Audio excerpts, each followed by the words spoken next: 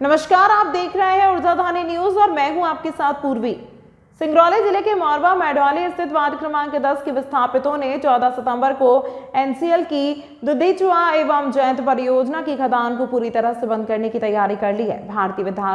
भारतीय विस्थापित संघ सिंगरौली के बैनर तले होने जा रहा है इस आंदोलन में सिंगरौली के पूर्व विधायक रामलल्लू वैश्य का भी समर्थन मिल रहा है। 1980 से 2000 तक विस्थापित हुए लोगों का आरोप है कि एनसीएल की दुधिचुआ एवं जयंत परियोजना को कई बार मांग पत्र सौंपा गया एवं कई बार बैठक भी की गई, लेकिन एनसीएल प्रबंधन द्वारा विस्थापितों के मांग पत्र पर किसी भी प्रकार का निर्णय नहीं लिया गया। विस्थापितों का आरोप है कि विस्थापन के बाद उन्हें मुआवजा तो दे दिया गया, परंतु उन्हें कहीं भी प्लॉट नहीं दिया गया, न ही प्लॉट के बदले राशि का भुगतान किया गया। इसी मुद्दे पर लोगों ने फरवरी 2022 में एनसीएल की जयंत खदान को बंद किया गया था, जिसके बाद विस्थापितों को एनसीएल प्रबंधन द्वारा 3 महीने के भीतर सभी मांगों को पूरा करने का आश्वासन दिया गया था, लेकिन आज तक उनकी एक भी मांगे पूरी नहीं की गई। इसे लेकर भारतीय विस्थापित संघ सिंगरौली के पदाधिकारियों ने पूर्व विधायक सिंगरौली रामलल्लू वैश्य से मुलाकात कर एनसीएल के काम को बंद करने की रणनीति बनाई है। पूर्व विधायक रामलल्लू वैश्य ने कहा कि एनसीएल की गलत नीतियों से तंग आकर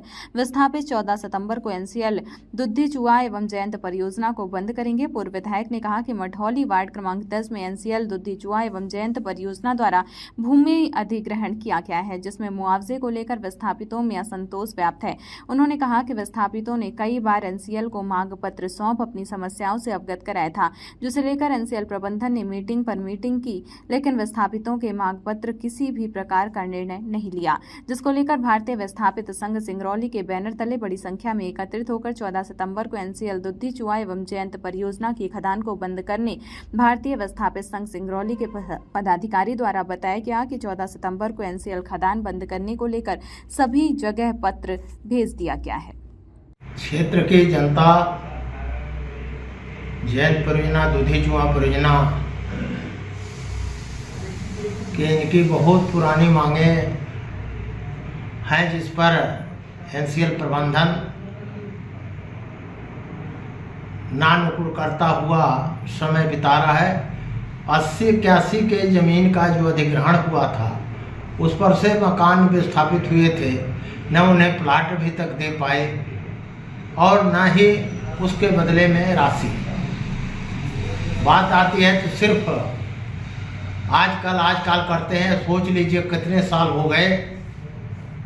23/12/80 का अधिग्रहण अंडर सेक्शन 9 का दुधिचुआ प्रोजेक्ट का अभी भी वहाँ के विस्थापितों को पुनर्वास का प्लाट या प्लाट के बदले पैसे नहीं देंगे। सिर्फ ये कहते हैं नहीं प्लाट देंगे आपको 40/60 का। जैतपुर में वो भी नहीं दे सके। इनका मांग है सबका कि भाई वर्तमान में जयंत में 2011 का अधिग्रहण पर आपने 8.5 लाख रुपए प्लाट के बदले पैसा दे रहे हैं, तो हम लोगों को वही रेट दे दीजिए, ख़त्म हो चुकी। इतने दिन के बाद आप इंतज़ार कराते रहे, नहीं दिए। तो आज जो संशोधन होता है कोई नियम, वह प्रभावशील होता है सब पर।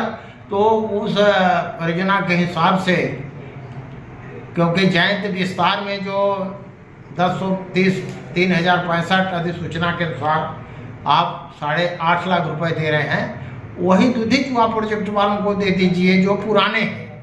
नए वाले को तो दे ही रहे हैं।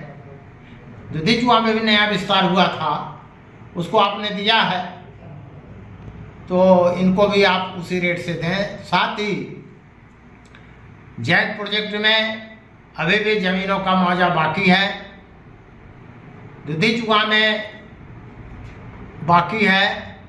जब 1 सितंबर 2015 से लार एक्ट के प्रावधान आया कोल इंडिया से, पर उसको भी अनदेखी ये कर रहे हैं, जिसके आधार पर बात न मानने के बाद कई बैठकें हुई 2-3 साल से। और एक है 1 फरवरी 2000 हमको लगता है 22 में एक हड़ताल हुआ था, आंदोलन, जिसमें हुआ था कि हम लोग सब ये 3 महीने के भीतर निपटारा कर देंगे। किंतु 3 महीने क्या हो गया, 2 साल बीत गए, कोई सुनने के लिए तैयार नहीं है। मजबूरी बस यह परियोजना देश राष्ट्र हित में ये अधिकारियों की कमजोरी के चलते हो रहा है। और ये तो मैं कहूँगा आज कि जितने अधिग्रहण हो रहे हैं नीति के अनुसार अधिकारी गड़बड़ कर रहे हैं। एनसीएल के प्रबंधन पूरी तरह से दो भाषी इनकी रात है, अड़े हुए हैं। जीएम R&R हेडक्वार्टर वो कोई फाइल नहीं बढ़ाते न देना चाहते, जैसे उनके घर का देना होता। इसलिए जिला प्रशासन, पुलिस प्रशासन और देश के कानून व्यवस्था को भी न देखकर काम करना ये मानवा अधिकार का हनन है। इस स्थिति में मजबूर होकर खदान कोयला की इनको जरूरत नहीं है, ये तो सिर्फ नाटक कर रहे हैं, इसलिए आंदोलन करने के लिए जनता मजबूर है। अपने आसपास की अन्य खबरों के लिए ऊर्जाधानी न्यूज को सब्सक्राइब और फॉलो करें।